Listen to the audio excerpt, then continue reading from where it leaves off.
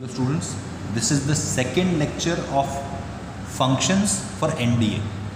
सिर्फ उतनी ही थ्योरी करनी है जितनी NDA के लिए सफिशिएंट है, उससे ज़्यादा हमको इस चैनल के थ्रू नहीं करना है। तो डोमेन ऑफ ए फंक्शन की बात करने से पहले थोड़ा रिवाइज कर लेते हैं। फंक्शन क्या होता है? देखो, फंक्शन होता है एक mathematical tool, F of x से रिप्रेजेंट करते हैं। यहाँ पे एफ जो है वो फंक्शन का नाम है, एक्स जो है वो इनपुट है, और जो एफ ऑफ एक्स ये पूरा का पूरा है, ये क्या है? ये आउटपुट है, या मैं कहूँ इस फंक्शन की वैल्यू है। जनरली एफ एक्स जो होता है वो एक्स की टर्म्स में कुछ इस तरह से रिप्रेजेंट किया जाता है, x plus 4 f x equal to x square minus 9। इस तरह से किसी भी तरीके से आप फंक्शन को डिफाइन कर सकते हैं। There are infinite functions. और फंक्शन की वैल्यू को कैसे डिसाइड किया जाता है? एफ ऑफ, जैसे यहाँ पे x जा रहा था, जब फंक्शन के अंदर x जा रहा था तो आउटपुट क्या हो रहा था?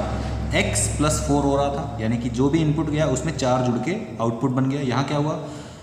x इनपुट गया और उसके स्क्वायर में से 9 को सब्ट्रैक्ट करके आउटपुट लिया गया है। तो ऐसे ही अगर इस फंक्शन के लिए आपसे पूछा जाए एफ ऑफ 2 कितना होगा, तो आप बताइए। यहाँ पे हो जाएगा 2 स्क्वायर माइनस 9। सिंपली आपने क्या किया? x को 2 से रिप्लेस कर दिया है, तो ये हो जाएगा 4 minus 9 that is equal to -5।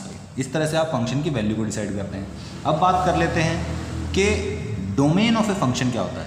Domain जो होता है, domain is a synonym of input. Domain जो होता है वो इनपुट के लिए यूज किया जाता है। तो जैसे मैंने बताया आपको कि ये जो एफ एक्स है, इसमें इनपुट कौन है? X is the input. तो एक्स की जो भी वैल्यूज हो सकती हैं वो सब की सब डोमेन है। आप लोगों को पता है सेट क्या होता है? Set is a collection of elements. Generally mathematics में एलिमेंट्स की जगह हम क्या लेते हैं? नंबर्स लेते हैं। तो नंबर्स के कलेक्शन को ही हम सेट बोलते हैं, और इनपुट वैल्यूज के सेट को डोमेन सेट बोलते हैं या डोमेन बोल देते हैं। जैसे कि मैं आपसे कहूं कि f x equal to x, ये एक ऐसा फंक्शन है जो जिसमें इनपुट अगर x जाता है तो आउटपुट भी x ही आ जाता है।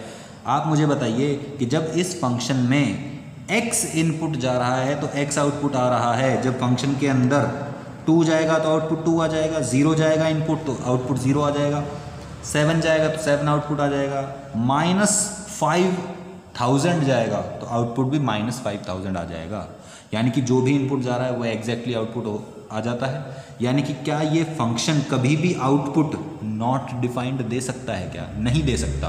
क्या sir, function not defined output कब दे सकता है? कौन से केसेस ऐसे हैं जिसमें function not defined as an output दे सकता है? Function not defined as an output तब दे सकता है जब डिनोमिनेटर में 0 चला जाए, जब अंडर रूट के अंदर नेगेटिव क्वांटिटी आ जाए, या लॉग के अंदर नेगेटिव क्वांटिटी चली जाए। जैसे कि मैं आपको बताता हूँ कि f x equal to 1/x, ये एक फंक्शन है।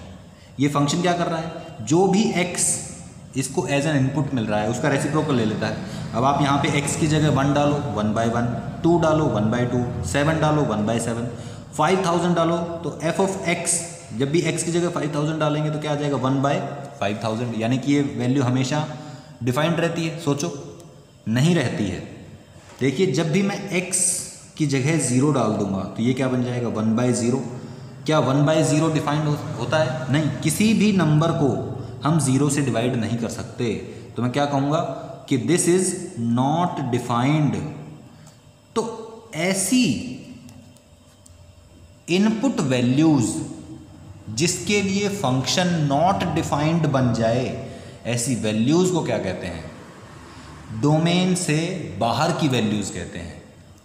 इन वैल्यूज को, जैसे 0 के अलावा यहाँ पे x कुछ भी हो सकता है, 0 के अलावा x की कोई भी वैल्यू पुट करेंगे तो ये क्या रहेगा? हमेशा एक पर्टिकुलर आउटपुट दे देगा। और अगर ये पर्टिकुलर आउटपुट दे देगा तो मैं कह सकता हूँ कि आउटपुट डिफाइंड है। लेकिन जब x की जगह 0 जा रहा है तो 1/0 हो जाता है, जो कि नॉट डिफाइंड है। यानी कि 0 is not in domain, 0 is not in domain, ऐसे बोलते हैं।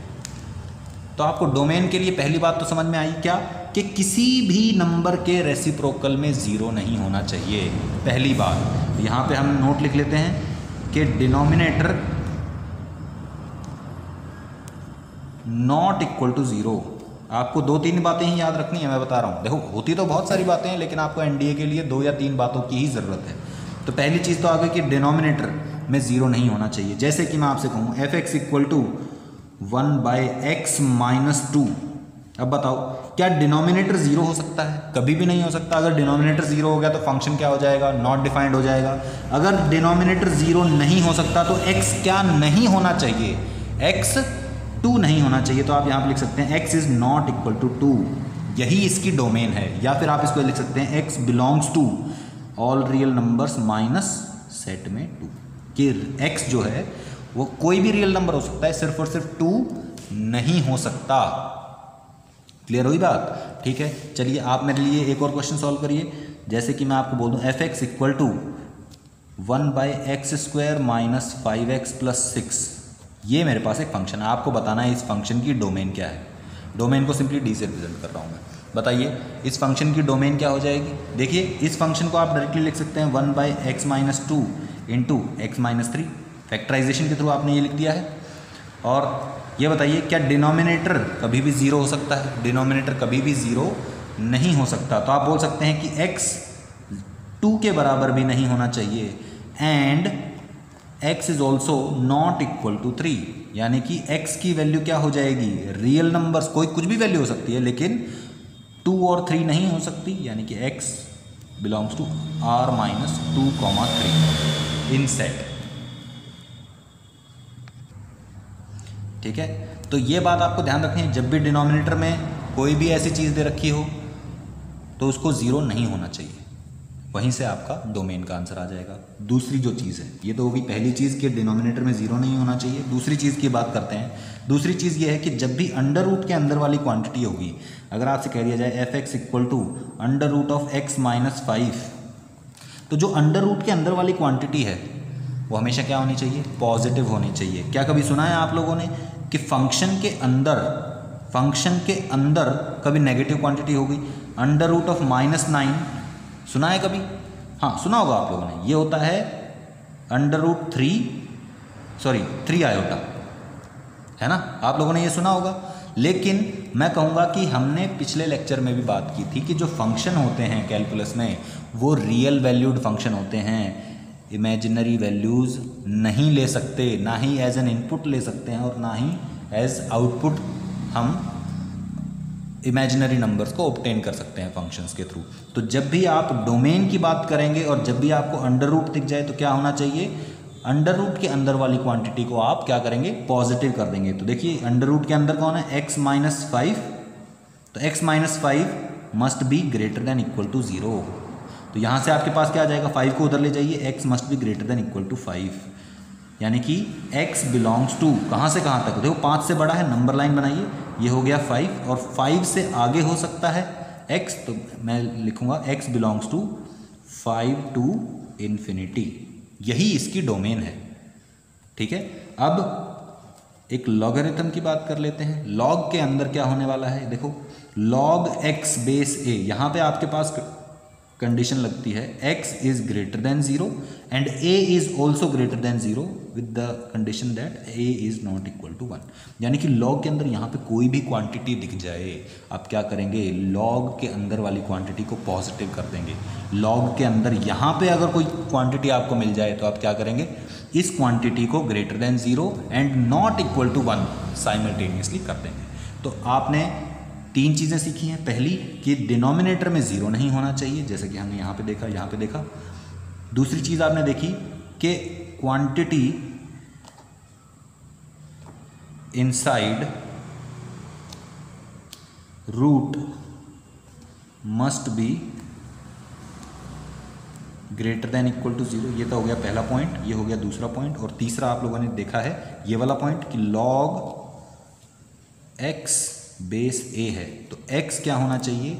Greater than equal to 0 and a must also be greater than, यानी कि ये जो बेस है इसके ऊपर क्या कंडीशन लगेगी? ये base must be greater than 0, greater than equal to नहीं, सॉरी, x ग्रेटर देन 0 होना चाहिए, strictly greater than 0 and a is also greater than 0 with the condition that a is not equal to 1। तो अब हम शुरू करते हैं NDA के क्वेश्चन। 3 कंडीशन याद रखनी है। डिनोमिनेटर 0 नहीं होना चाहिए, रूट के अंदर वाली क्वांटिटी हमेशा ग्रेटर देन इक्वल टू 0 होनी चाहिए और log के अंदर जो यहाँ पे x है, ये जो log के अंदर वाली क्वांटिटी है, ये क्या होनी चाहिए, ग्रेटर देन 0, और जो बेस में है it is also greater than 0 with the condition that it is not equal to 1। अब हम करते हैं एनडीए के प्रीवियस ईयर क्वेश्चंस को।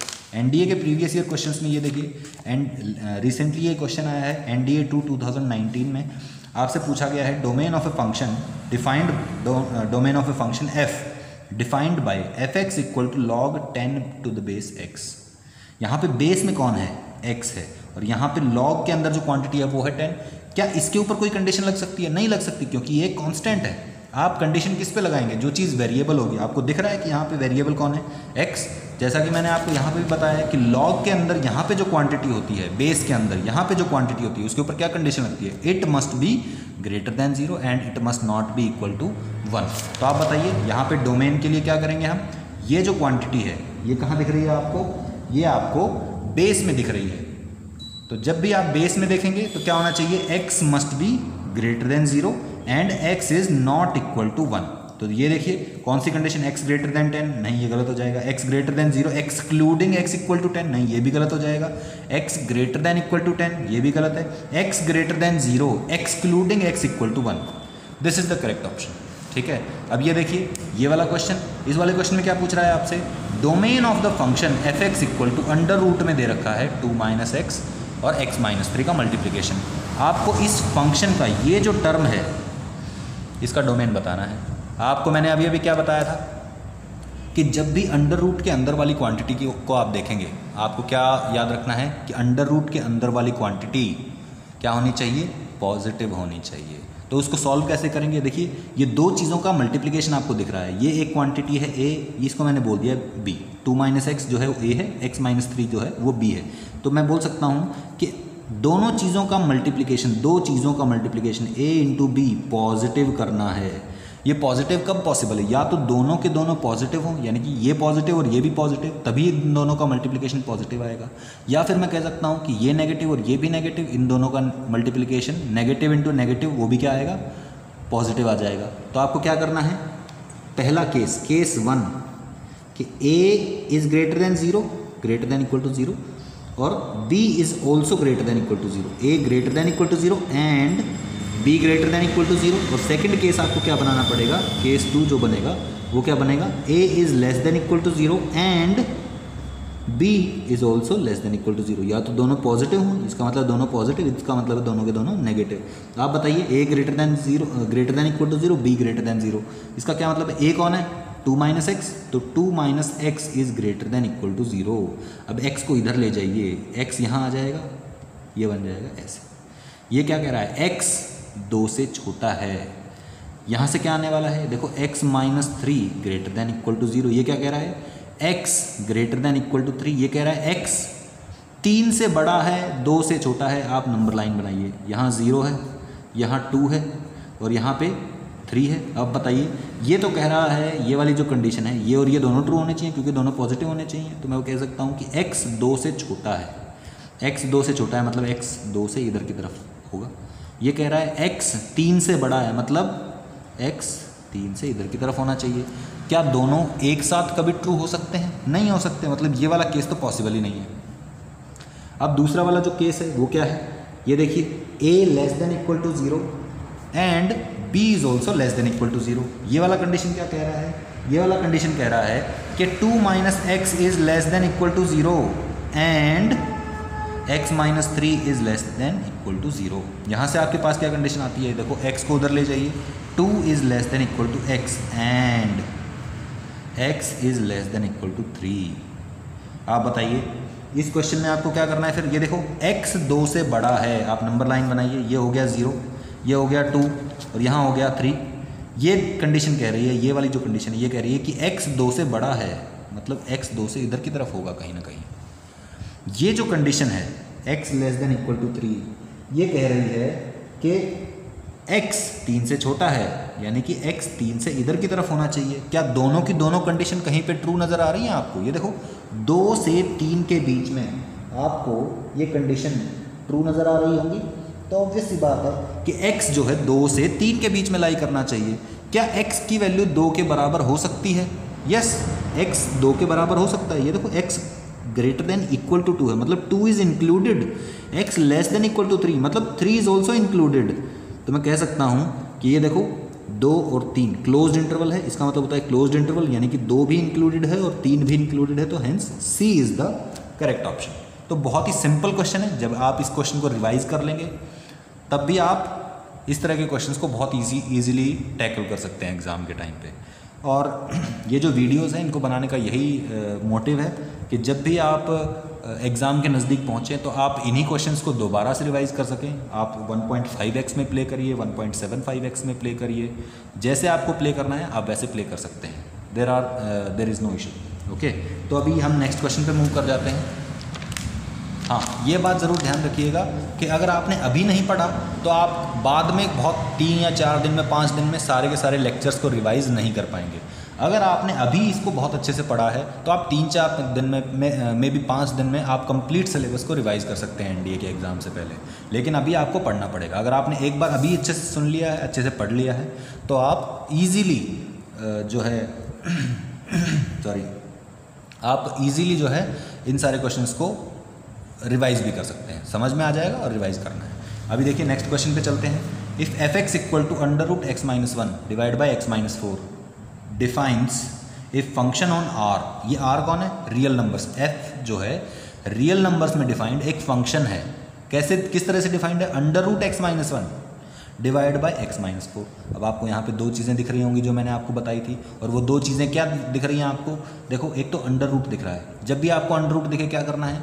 अंडर रूट वाली के अंदर वाली क्वांटिटी क्या होनी चाहिए? हमेशा ग्रेटर देन इक्वल टू 0, है ना। और ये देखो आपको डिनोमिनेटर में x-4 दिख रहा है, तो जब भी डिनोमिनेटर में आपको कोई चीज़ दिखाई देगी तो आपको क्या याद आना चाहिए कि जो डिनोमिनेटर है that must not be equal to 0। देखिए सॉल्व करते हैं। देखो अंडर रूट वाले के अंदर वाली क्वांटिटी को ले लेते हैं पहले। अंडर रूट के अंदर वाली क्वांटिटी क्या है? x-1। अब x-1 क्या होना चाहिए? ग्रेटर देन इक्वल टू 0 होना चाहिए। इसका क्या मतलब है? 1 को इधर ले जाओ, क्या बनाइए? x greater than equal to 1, यानी कि x 1 से बड़ा होना चाहिए। पहली चीज़ तो ये हो गई। दूसरी चीज़ क्या हो जाएगी कि x-4 यानी कि ये जो नीचे वाली क्वांटिटी है, डिनोमिनेटर वाली क्वांटिटी है, ये 0 नहीं होनी चाहिए। अब 0 नहीं होनी चाहिए को सॉल्व कैसे करना है? ये देखो, आप x-4 नॉट इक्वल टू 0 लिखेंगे। अब x-4 0 नहीं होना चाहिए, मतलब x 4 नहीं होना चाहिए। 4-4 होगा तभी तो 0। यहाँ से आप डायरेक्टली लिख सकते हैं x is not equal to 4। आप यहाँ पे ये मत सोचिएगा कि 4 को इधर ले गए और x नॉट इक्वल टू 4। इस तरीके से नहीं सोचना है। कॉम्प्लिकेटेड क्वेश्चंस में इससे गलतियाँ होने लग जाती हैं, ठीक है। तो अगर आपको नॉट इक्वल टू सॉल्व करना है तो आप इक्वल टू को सॉल्व करिए। देखिए ये जो लिखा हुआ है इसको आप x-4 इक्वल टू 0 की तरह सॉल्व करिए, और फिर जब यहाँ से x की वैल्यू आ जाएगी इस तरीके से, यहाँ से x की जब वैल्यू आपके पास आएगी तो आपको क्या करना है? लास्ट में नॉट इक्वल टू लगा देना है। देखो आपने नॉट इक्वल टू 0 को इक्वल टू में कन्वर्ट किया है। यहाँ से आप सॉल्व करेंगे, यहाँ से आ जाएगा x इक्वल टू 4 आ जाएगा। ये देखो यहाँ से आपके पास x की वैल्यू आ गई। शुरू में नॉट इक्वल टू लगा हुआ था तो लास्ट में भी नॉट इक्वल टू लगा दो, x नॉट इक्वल टू 4, ठीक है। तो अब आप देखिए, एक तो कंडीशन ये आ गई आपके पास, दूसरी कंडीशन ये आ गई आपके पास। तो आप क्या करेंगे? नंबर लाइन बनाएंगे। यहाँ पे कौन है? 1, यहाँ पे कौन है? 4, क्योंकि यही 2 नंबर्स है ना हमारे पास जो हम डील कर रहे हैं। देखो ये वाली कंडीशन कह रही है 1 से बड़ा होना चाहिए। 1 भी हो सकता है और 1 से बड़ा भी हो सकता है, मतलब इससे आगे कुछ भी हो सकता है। ये क्या कह रहा है? ये कंडीशन कह रही है कि 4 नहीं होना चाहिए, मतलब 4 नहीं होना चाहिए, मतलब 1 से इन्फिनिटी तक कुछ भी हो सकता है लेकिन 4 नहीं होना चाहिए। या मैं कहूँ 1 से 4 तक और 4 से इन्फिनिटी तक कुछ भी हो सकता है। तो आपको आंसर नज़र आने लग गया होगा। ये देखो -∞ से 4, -∞ तो है ही नहीं, तो ये गलत हो गया। 4 से इन्फिनिटी, 4 से इन्फिनिटी, ये देखो 4 पे क्लोज्ड इंटरवल है, मतलब ये भी गलत हो गया। क्लोज्ड इंटरवल मतलब 4 इज इंक्लूडेड, लेकिन 4 इंक्लूडेड नहीं है यहाँ पे, ठीक है। तो आप क्या करेंगे? 1 से 4 और 4 से इन्फिनिटी। अब आप जनरली इसको टिक कर देंगे लेकिन गलत हो जाएगा, क्योंकि आपको दिखना चाहिए कि ये जो 1 है, ये 1 ये क्या कर रहा है? क्लोज्ड इंटरवल बना रहा है। तो 1 पे क्लोज्ड होना चाहिए और 4 पे ओपन होना चाहिए। ये देखो 1 पे क्लोज्ड और 4 पे ओपन, 1 से 4 और 4 से इन्फिनिटी। तो D is the correct option. देखो ये और ये क्वेश्चन, ये वाला जो ऑप्शन है, ये बहुत सिमिलर नज़र आ रहे हैं। इस तरह के क्वेश्चन, सिमिलर क्वेश्चंस या सिमिलर ऑप्शंस जब आपको दिखें तो इस तरह की गलतियां नहीं करनी। बहुत ध्यान से आपको ऑप्शन टिक करना है। अब ये वाला ऑप्शन देख लेते हैं, ये वाला ऑप्शन क्या कह रहा है, सॉरी ये वाला क्वेश्चन है, इस क्वेश्चन को देखिए। For f to be a function what is the domain of f if f x equal to this. अब ये जो क्वेश्चन है एग्जैक्टली यही क्वेश्चन 2 बार पूछा जा चुका है, एक बार 2018 में और 2015 में। एनडीए में कई बार ऐसा होता है कि previous year questions as it is repeat हो जाते हैं। आप आने वाले लेक्चर्स में भी देखेंगे कि कुछ क्वेश्चंस ऐसे हैं जो रिपीट हुए हैं, और आप ऐसे क्वेश्चंस को अगर याद करके जाएंगे या प्रीवियस ईयर क्वेश्चंस को पढ़ के जाएंगे तो आप कुछ क्वेश्चंस को डायरेक्टली टिक भी कर सकते हैं। तो प्रीवियस ईयर क्वेश्चन करने का बहुत फ़ायदा है, एक तो आपको ये पता चल जाता है किस लेवल का और किस तरह के क्वेश्चंस आते हैं, और अगर कोई प्रीवियस ईयर क्वेश्चन रिपीट हो जाता है, क्योंकि आईआईटी का पेपर तो नहीं है, क्योंकि आईआईटी के पेपर में तो कभी रिपीट नहीं होते, लेकिन एनडीए है, नीट है, या जैसे जेईई मेन वगैरह हैं, उनमें क्वेश्चंस रिपीट हो जाते हैं। तो इसलिए प्रीवियस ईयर क्वेश्चन करना बहुत ज़रूरी है। ये देखिए f x equal to this 1/√mod x minus x. अब आपको दिख रहा है कि x में से x सब्ट्रैक्ट हो रहा है, तो यहाँ पे तो डिनोमिनेटर में 0 बन जाएगा और डिनोमिनेटर में 0 बन जाएगा, तो क्या होगा, डिनोमिनेटर में 0 बन जाएगा तो ये पूरी की पूरी टर्म नॉट डिफाइंड हो जाएगी और यहाँ पे डोमेन को डिफाइन नहीं कर पाएंगे। लेकिन आपको ये याद रखना होगा कि ये जो mod x है ये तो हमेशा पॉजिटिव है, लेकिन जो x है वो कभी पॉजिटिव भी हो सकता है और नेगेटिव भी हो सकता है। देखिए अगर x की वैल्यू पॉजिटिव है तो क्या होगा, पॉजिटिव माइनस पॉजिटिव, और x और x दोनों एक दूसरे को कैंसिल आउट कर देंगे और 1/0 बन जाएगा और नॉट डिफाइंड हो जाएगा, यानी कि x की वैल्यू पॉजिटिव नहीं होनी चाहिए, है ना। तो x की वैल्यू क्या हो सकती है, फिर ऑब्वियसली नेगेटिव हो सकती है, या फिर हो सकता है कि कोई इसका आंसर ही ना हो, कोई भी ऐसी वैल्यू ना हो जो इस फंक्शन को डोमेन के रूप में इस फंक्शन को एंटर कर सके।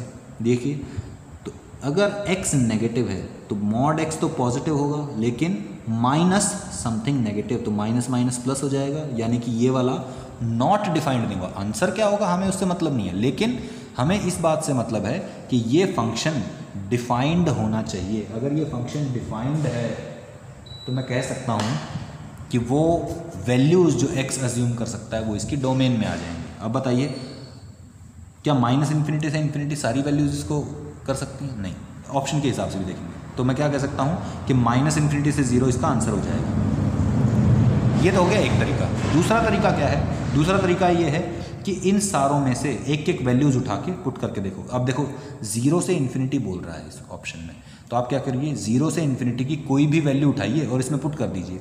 मान लो कि मैं 1 उठा लेता हूँ, इसमें से 0 से इन्फिनिटी तक की सारी वैल्यूज़ अगर ये सेटिस्फाई करेगा तो डोमेन हो जाएगी। लेकिन ये देखो 0 से इन्फिनिटी के बीच का 1 उठा लो, 1 उठाओ यहाँ पे रखो, mod 1 माइनस 1/0 बन जाएगा, यानी कि नॉट डिफाइंड हो जाएगा, यानी कि ये ऑप्शन गलत हो गया।